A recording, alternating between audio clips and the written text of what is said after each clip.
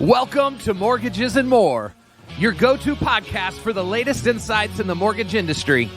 Join us as we dive into expert advice, unveil actionable tips, and learn how to empower the next generation of home buyers. Get ready to elevate your knowledge and make those property dreams a reality. Let's get started.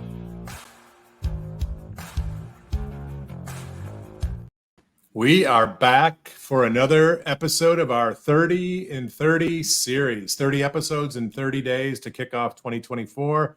I'm Brian View. Kyle Draper is my co-host. Kyle, how you doing, man? Why did we take this on the week of Christmas? I don't know. What were we thinking? But I am doing fantastic, Brian. I'm so excited to be here. We have the honor today of someone who's quickly become one of my favorite people.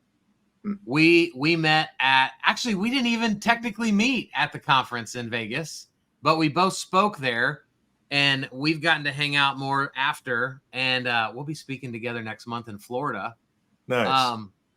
You don't need an introduction, but for those of you that don't know him, climb out from the rock that you currently live under, you crazy person.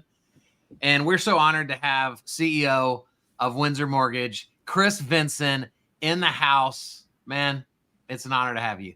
Oh, it's an honor to be on here. I mean, I don't know, maybe this is weird to say, but I just was attracted to Kyle Draper. I was attracted to his process, attracted to the things that he had to say.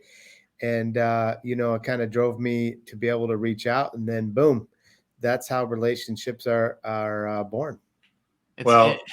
Kyle and I connected because of somewhere behind me is his book, which I'm sure, Chris, you've devoured. And I was sent the book by a mutual friend, and I don't know, Kyle, that was 3.5 months ago, and all of a sudden we're on Here we are. Daily calls together, 3-4 a day, recording these podcasts, collaborating on this book. And so same thing, attracted to his energy, the way his mind works.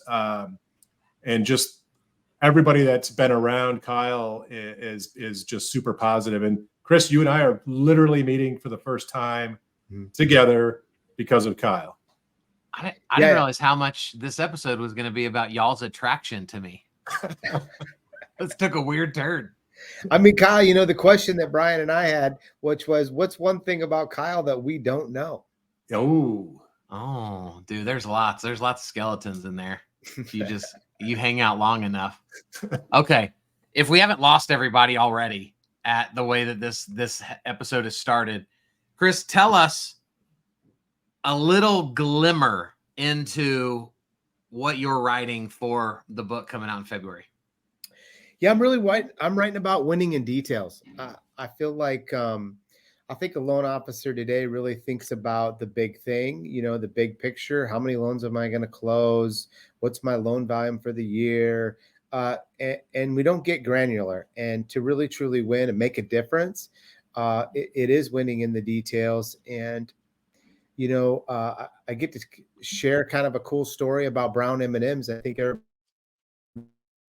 who enjoys is that it gets us an opportunity to be able to relate and be able to kind of put that into perspective of why I should do this or do that, or do I agree with this or do I agree with that? But I feel like details are in our data, details in our activity, and details are in our time. And those three things, I always like the power of three, and those are the three things that I want to share with you in this book.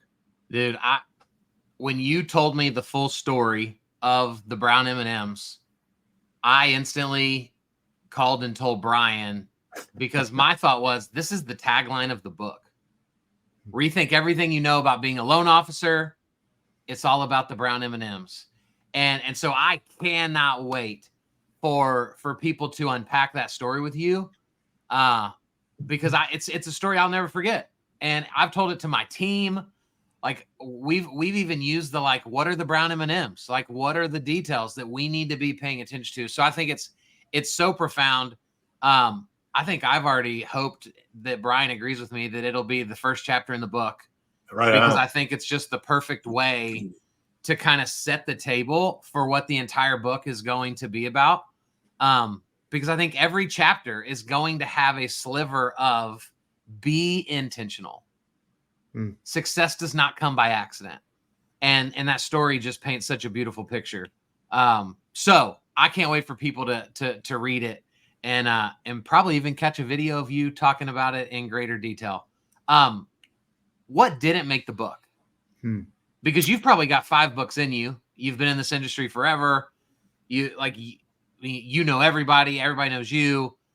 The value you bring to the table. So there's plenty of books inside of you that you could go write on your own. What's something that you're like, oh, I wanted to talk about that, but they didn't give me enough time? I'm going to give you that. I'm also going to give you one more thing. I asked 5 of my managers, if you were going to write a book about yourself, what would the title be? And they turned around and they said, well, what would your book be? And I said, my book would be Work in Progress. And I think that, I wrote the story about the brown M&M, by the way, sparked me to where now I'm going to be sending out just brown M&Ms out to clients and prospects and say, call me back and I'll tell you about it. Love it. And how cool would that be, right? Heck yeah. But the thing that didn't make the book was Think Like a CEO. And I think that's the problem a lot in this mortgage industry. It's the problem where we're going to lose a lot of originators, which is a good thing for everyone that's still in. But it's also a sad thing for me, because if I understood how a CEO thinks, would I run my business different? And it's good. Data, reflecting, and a great plan are 3 great tactics that a CEO does very, very well. But a lot of loan officers don't think like a CEO. And they don't know what it looks like to win the day. They don't know their conversion. They don't know how many leads it takes to be able to hit their goal. They don't break it apart and make it like super simple and then go execute the plan. So that's what missed the book. But maybe they'll hit the new one. That's definitely a chapter and more in another book, no doubt. And it totally. I get a great visual just hearing you kind of describe that. And if you think about a lot of loan officers have been in our business and had the luxury of being able to react to business coming to them. And this market that we've kind of navigated through in 2023 and are living in 2024, not for someone that's going to be reactionary. This is an intentional, proactive market. And in the way you're describing, think like a CEO, act like a CEO, work like a CEO is what's going to be necessary to be successful in this market, without a doubt.